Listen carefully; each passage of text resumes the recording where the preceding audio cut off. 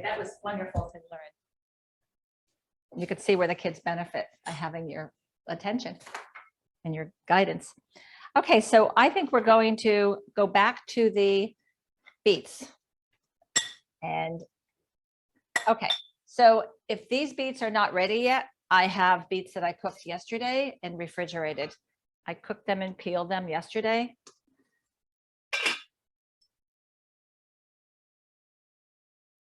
Yeah, a little bit longer. These are going to need a little bit more time. I'm going to check on the artichokes and see how they're doing. Nope. Now, what you do is one of the ways to test the artichokes for doneness is to see if you can pull one out. You know, you hold at the top. Be careful, of course. I mean, my hands are much more tempered. You might need to go in there with a set of tongs to hold it steady. And then just try to gently pull one leaf out. When they gently come out, that's usually when they're ready. But you really don't know until you actually taste it. So we're going to keep that going and let that keep boiling. But I'm going to go to the beets that I did yesterday. And then once the other ones are done, I'll show you how easy it is to peel them. I know a lot of people roast their beets and they're delicious roasted. You wrap them in foil, you roast them in the oven until they're tender, and then you take them out and you struggle to remove the skin. And Sarah is nodding her head. It's so true. You're struggling to remove it. But when you have them, when you boil them, the skin comes off. It just pretty much like slides off, which is so nice. So what I did was I peeled these yesterday and then I let them get to room temperature and then I refrigerated them. So now what we're going to do is we're going to cut them into a small dice. Now, if it bothers you to have your hands turning red, then by all means wear gloves, but I happen to enjoy it and I'm in that business. So it really, as long as your hands are clean, you're fine. Okay, so you're going to cut about 1/2 inch slices because you want to make them fairly tiny because they're going on the bruschetta. Now, of course, you can cut little slices and have them for a beet salad. You could cut them, you could dice them for a beet salad as well. When we make a beet salad, we generally put red onion and olive oil and red wine vinegar and just salt and pepper. And it's so delicious for just a very plain beet salad. I suggest you save a couple of pieces of your beets, of your cooked beets for your hummus. It makes a gorgeous, striking color and absolutely delicious hummus. It's so beautiful too. It's that magenta sort of color. So you could do that. You could save a couple of pieces for that, which is very nice. And then we're just going to cut slices and then we're going to cut cubes. Okay. And then we're going to cut just little cubes. Claire, there's a question from the crowd. Sure. Is there a trick to tell if the beets are soft enough? Yes, you're going to put your fork. We're going to try to see if they're fork tender. So by that, you know what? Let me show you here. Okay. So what we're going to do is we're going to take a beet and we're going to try to poke it with a fork. And if the fork goes through easily, then it's soft enough. It's tender enough. It's not going to, I mean, you're never going to get a soft, mushy beet. And you don't want that either. But on the other hand, it shouldn't be, you know, need a sledgehammer to get through it. And you know something? Wow, these guys are almost ready. Oh, wow. Okay, I think it is. Let's see the other one. You know what? I think they're going to be ready. Okay. Then I'll be able to show you how we peel those so easily in just like 5 minutes. Okay. So we're going to take the beets that I have and we're just cutting them in the little cubes and then putting them inside a bowl.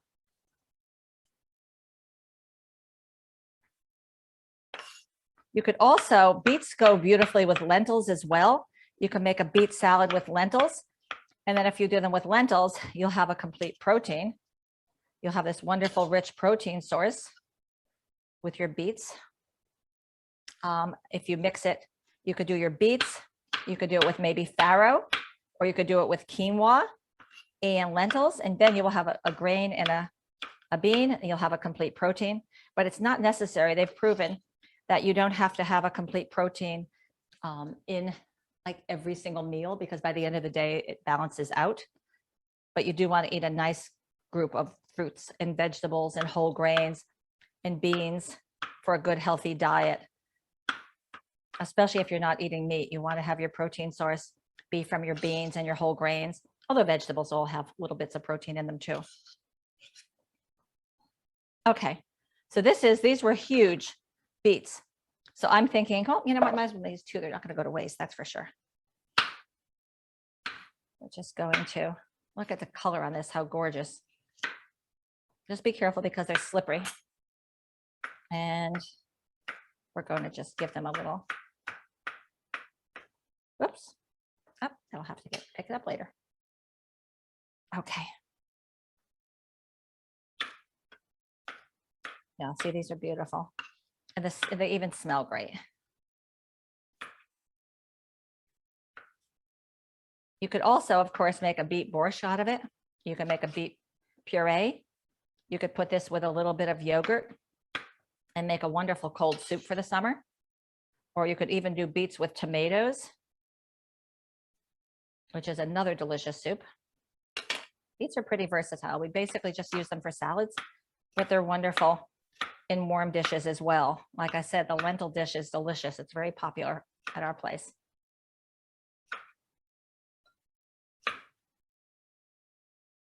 Okay. Oh, you could definitely a smoothie. We do something that was great. Thank you for bringing that up. It's wonderful in a smoothie. We do something called, we do one with a beets called Can't Beat This. And we do a Valentine's Day beet smoothie as well. And it is absolutely delicious with pineapple juice. You can use pineapple juice and your beets. Oh my God. And you can put spinach and you can put kale and you can make a wonderful beet smoothie. You can put either oat milk. You could do it with oat milk. You could do it with coconut milk. It's delicious. You do the coconut milk and the beets. So we've got this here. We have our diced beets. And then we're going to put just a little bit of extra virgin olive oil. Let me move this monster out of the way. Okay. Just a little bit of extra virgin olive oil. And then we're going to put just a squeeze of lemon. Oh boy, this knife needs to get sharpened. After you cut artichokes, it really dulls your knives. So beware of that and be careful that you don't get cut. Okay. Oops. Okay, Google. Thank you. Okay. And that's telling us that we can get, you know what? Let me step away from this for a second. Okay. We're going to put our beets aside for a second. And we're going to, wait, let me get some salt there for it too in a minute. Okay. So we're going to go back to our figs and we're going to start stuffing our figs. So we have our figs and they've been macerating in the orange juice, just absorbing the orange juice. I always question whether this step was even necessary, but my mother said it was. So pretty much she was right in everything she ever said. So I stopped fighting it years ago. Okay, so what we're going to do is we're going to spray our baking dish just with olive oil spray or any kind of oil spray you have. And then you're going to take it, you're going to lift them out and you're going to stuff each one. Stuff it with you would put chocolate chips, but we're putting that big chocolate kiss and an almond. And this part is a wonderful part for children. They love helping doing this. They love stuffing things. And I say put them to work. So you're going to put your chocolate chip. It's also delicious with pistachios. If you want to do pistachios and chocolate are wonderful together too, of course. Okay, we're just going to stuff it. Now you could even do this the day before and just wrap it and put it in your refrigerator, wrap it in plastic wrap, BPA free, of course. And you could put it away for the next day so you have it all ready. So these are things that are great also for holiday dishes. You can make this for the holidays, prepare it the day before, and either serve it cold or just don't bake it off and put it in ready to go. And then all you would do is bake it, you know, for the 30 minutes before you want to serve it. Okay, now these are wonderful served with either plain or they're delicious. You could also serve them with a little tiny bit of gelato or ice cream. You could also serve them with a little bit of yogurt, is wonderful. And they are also absolutely delicious with a little bit of sour cream.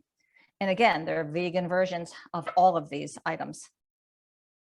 Okay, so we're going to get these in here. with our stuffing.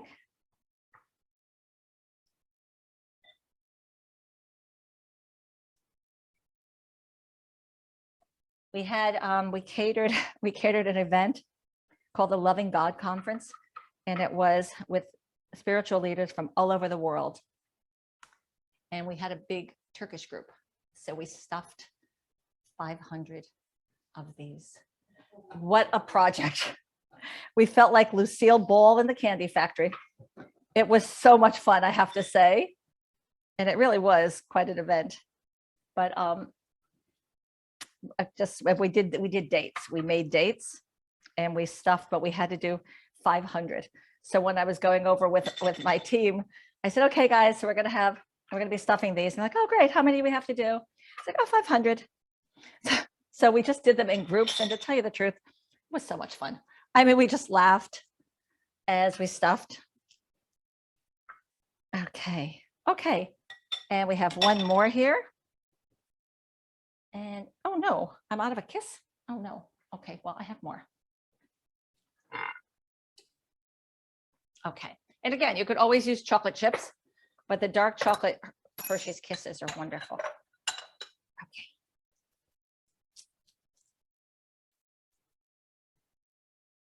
And of course, dark chocolate, we know how good that is for you. So you can justify, again, eating something sweet very nicely. Okay, so here they are. And then what we're going to do is we're just going to take that orange juice and we're going to pour it over the top. Over the top. Looks like a stem. I don't think I'm going to use that.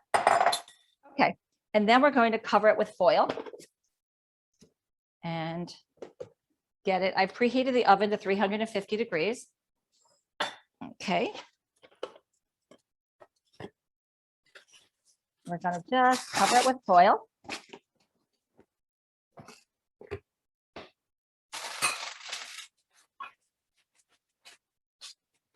And we're going to put that right inside the oven, the preheated oven at 350 degrees. Whoops, and escape.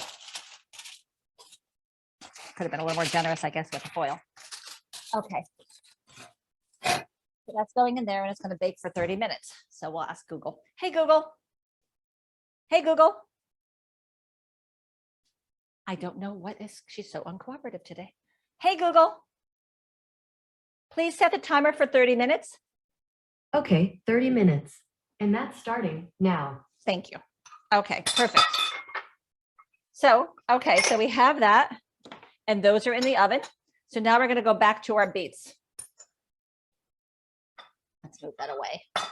Okay, and then after the figs come out of the oven, the chocolate's going to be all melted, and the orange juice gets a little bit concentrated. And then we're going to just take the juice, the little concentrated juices, and sort of spoon them over the figs. And then they're ready to eat. You could eat them warm, like I said. You could eat them cold, and they're great for an after-school snack, or an after-work snack. You get home from work, you're starving. I think all of us tend to grab something usually unhealthy if it's in the house. The bag of potato chips, something that you really know you shouldn't be eating, but it's there. But if you have something like this there, it tides you over, and the fiber will help fill you. And it's something sweet, so it's just delicious. And it's even great at nighttime for a snack. Okay, so we have some olive oil we put on that, and we're going to put some lemon juice. You know what though? I am going to squeeze it into this bowl this time and not put the pits in it. Okay. And we're just going to get some fresh lemon juice. We just need a tiny little bit of lemon juice. If you pour it over your hands, you could just use that as your strainer. Perfect. Okay. And then we're going to put a little bit of salt and pepper.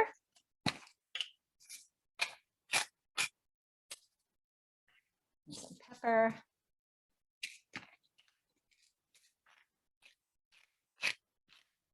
And this would just be lovely. If you make extra, you can always just keep this in the refrigerator. And when you come home at night to make a dinner salad, just spoon some of that on your salad. It's wonderful. Okay, so let's just mix that. A little taste. I love beets. Look, it needs a tiny bit more salt. And it's nice and lemony too. Let's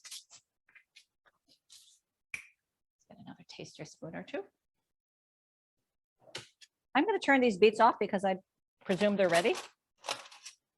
And then I'll show you how we peel them real quickly. Okay. Generally, I keep a big, if I'm cooking a lot of things, I generally keep a little mug with taster spoons in it. I do them at the restaurant, I do them at home. And the reason I insist on never double dipping at home is because I'm afraid that I'll get that bad habit and God forbid do it in the restaurant. So I'm always, and so there's no double dipping. Good. Okay. So now we have these ready. So now cheese and truffle oil just love each other. It's very expensive, but you only need a tiny little bit of truffle oil.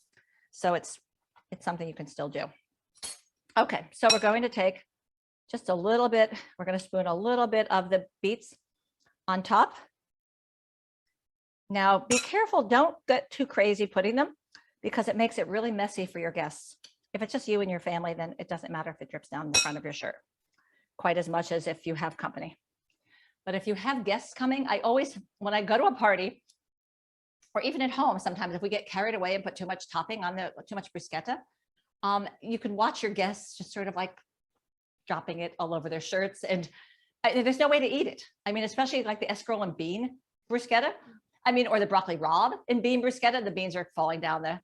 So you don't want to pile it on too much, even though you really want a lot of it. They could always go back and eat some more of the beets. Okay, so we're just going to put these on top. A little bit of the beets. Once you open the truffle oil, I don't know if you guys are smelling it yet, but it smells. Truffle oil is wonderful. And it's actually, truffle is a very love or hate sort of taste. I happen to love it. In fact, I went to a truffle dinner one time. There was a big foodie event in New York, and I desperately wanted to go, but I thought it was really expensive. And so my husband said, you've been in this business for so long, you deserve it. Let's go. So we went. And I used to belong to this group called the Doneness, and we had this amazing, it was at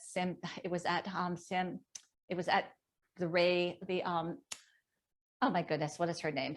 Marissa May.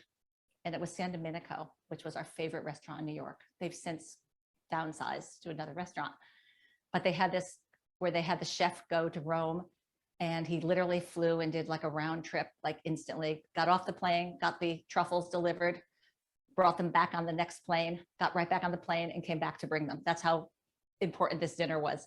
So we're at the dinner and it was amazing. But at the beginning of the dinner, Marissa came by to everyone, but we all had a grater on our table, which I thought was a little unusual. And then we got this little piece of truffle, and she said, don't worry, we've weighed them. Add as much as you want. So we're putting on the truffles, especially I love truffle. So I was putting on the truffle. Well, the bill came. I almost started crying. And my husband looked at me. I felt guilty. I said, I just thought to myself, there are people in this world that don't even have food, and I'm spending this insane amount of money on a truffle dinner. And I almost started crying. And Frank, being the amazing guy he said, please. He said, you so rarely spend money on yourself. Consider this like your next 4 birthday presents. So it'll be fine. So every time I think of truffle oil rather than truffles, because this costs a fraction, and when I complain that truffle oil costs so much money, I think back to that truffle dinner. But you know what? I'm so glad I went. It was one of those once in a lifetime experiences where to go to a dinner like that, and it was just amazing and life-changing to have that truffle and all the different dishes. Oh, but anyway, so I think of that every time I complain about truffle oil being expensive. I think of that dinner and think, no, it's really not that expensive. Hey, Claire, I've got another question for you. Sure. Are you salting the beets or putting salt on top? I did salt the beets. What I did was I took the beets and I put a little bit of olive oil. I put a little bit of fresh lemon juice, and then I put salt and pepper. And then I tossed it and I tasted it twice. Great. But not double dipping. Okay, so we're doing this. I don't know if you could see this. Can you see? Okay. And you're just putting, a few of the beets on top. You could always save the rest of your beets. Like I said, these were giant beets anyway. You could always save the rest of the beets for your salad during the week, for a couple of days. I didn't mean during the week because my mother taught me that you can keep food for 3 days in the refrigerator. By the 4th day, it has to go because the bacteria will grow on it and it's not good for you. And we use that same policy at the restaurant. So, but you can keep it in the refrigerator and you could have it. It's also delicious inside a sandwich. If you're doing like a pita pocket, you could put some beets in there as well with your salad. I've never been to Israel, but I've heard that when you get falafel, they put all kinds of fabulous things inside your falafel. Like they might put little beets, they might put onion rings. So you can just be creative. Or you can just come home and eat the beets with a spoon because they're really delicious. We don't think of doing these things sometimes, you know, as a snack. You know, I think a lot of us don't think, oh, I'll just eat some beets that I have in there for a snack. But they're super good. They're sweet, naturally. They're delicious and they're healthy. And I try to justify even things I'm not crazy about eating, just saying to myself, this is really healthy. It's good for me. And I think it's a mindset. And I think it's something important that we need to remind ourselves of. And of course, it tastes delicious too. So that's not exactly punishment. Okay, so we have that. And then what we're going to do is we're going to just take a little tiny bit of truffle oil and we're going to drizzle it on top. So giving something as simple as a root vegetable, something as simple as a beet, and really making it elegant by putting this little tiny bit. You just want to put the teeniest little bit. You don't want to overpower it because this truffle oil is not only expensive, but it's extremely flavorful. And I imagine you could overwhelm it. So we're just putting a few drops on each one.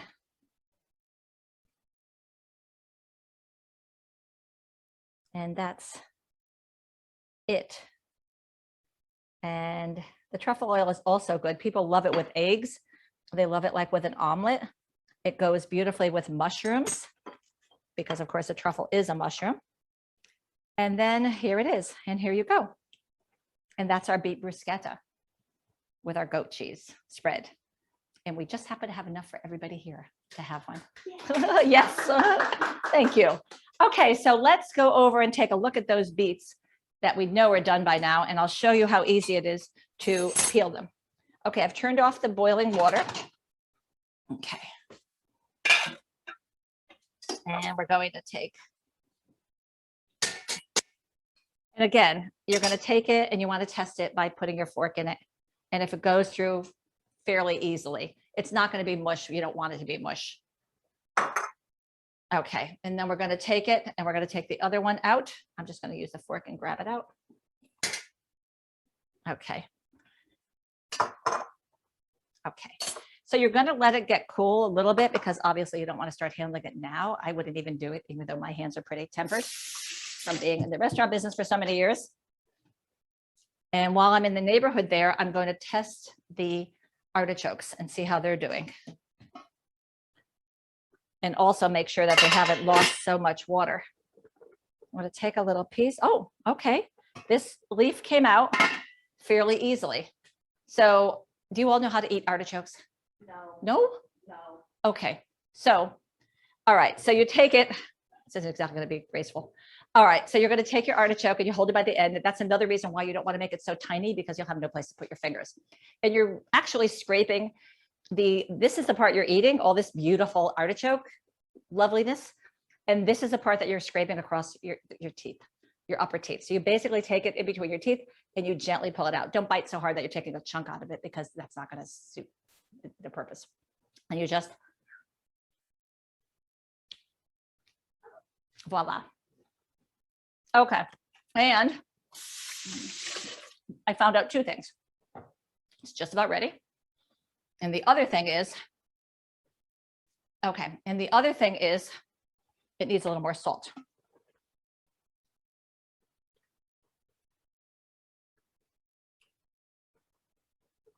Okay. I always figure you could add more salt later on. You can't take it away, although you actually can take the flavor away a little bit.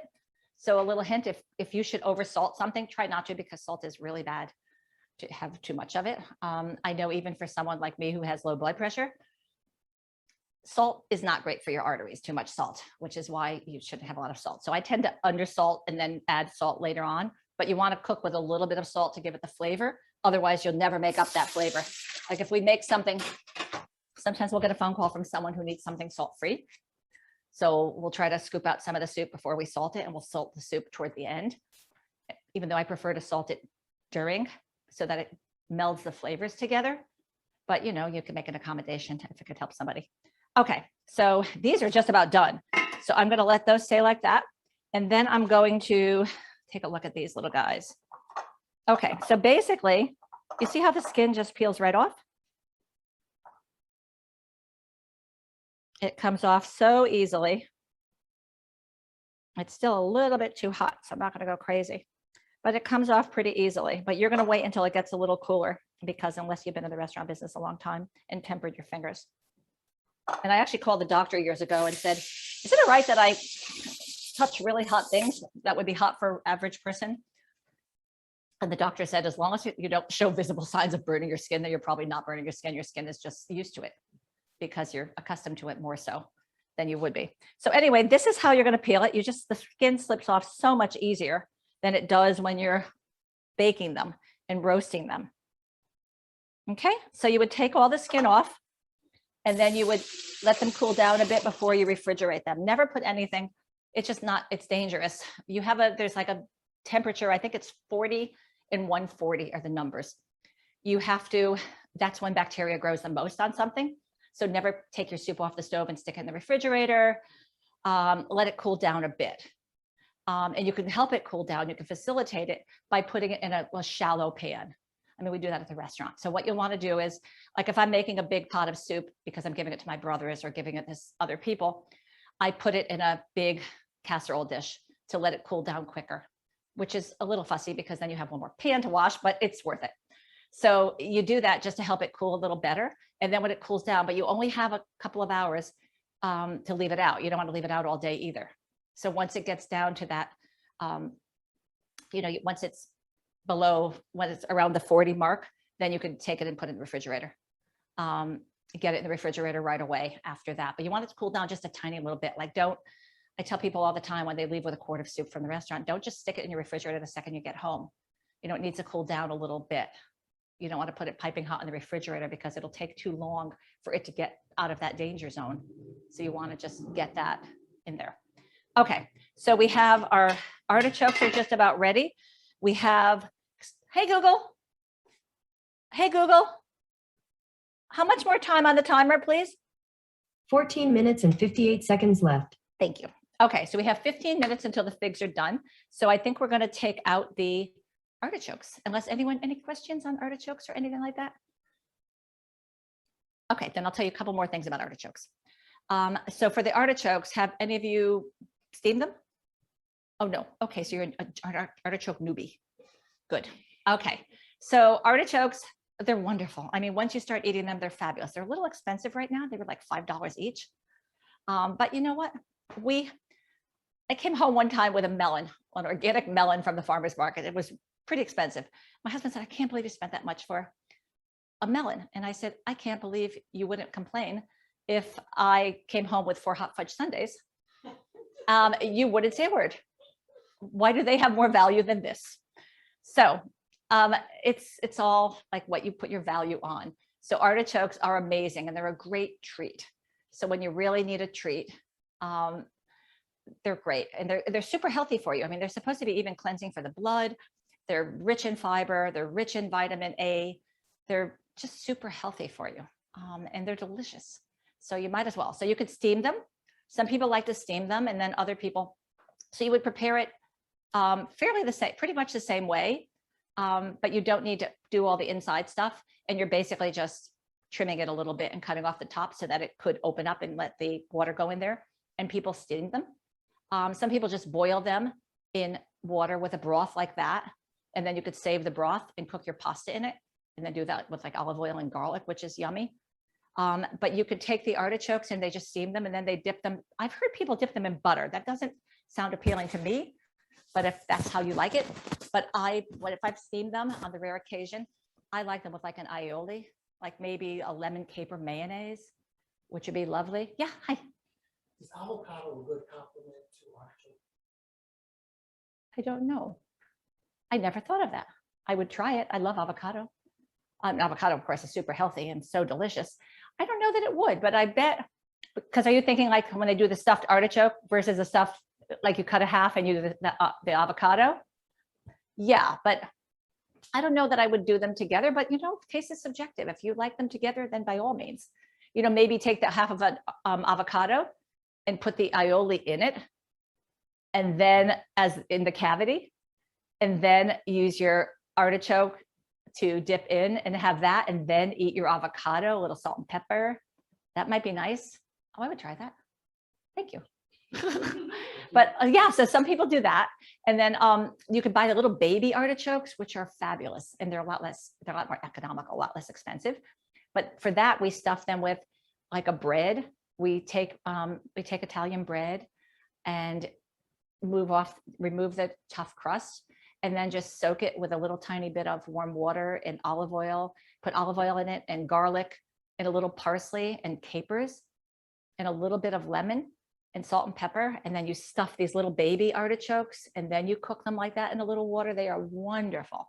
But my newest personal favorite is grilling the artichokes. Oh my God, yeah. So what you do is you have to first boil the artichokes.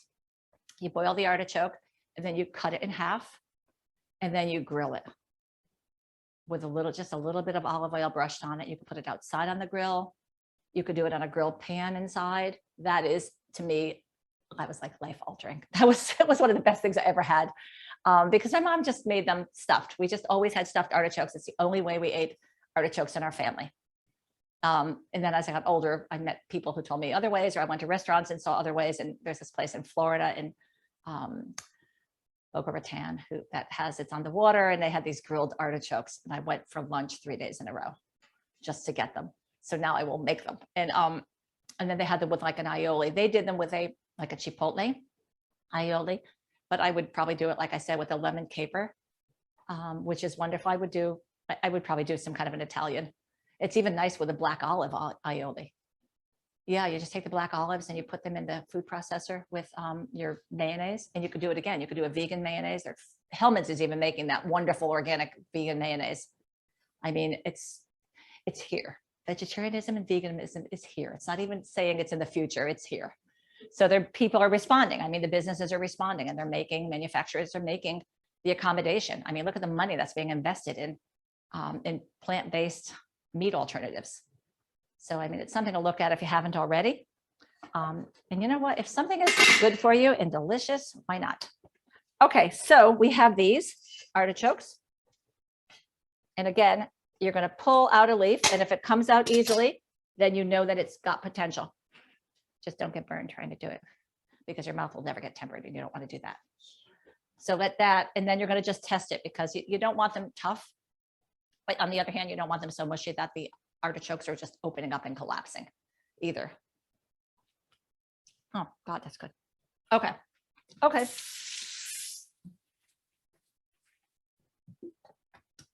Okay, so these are ready.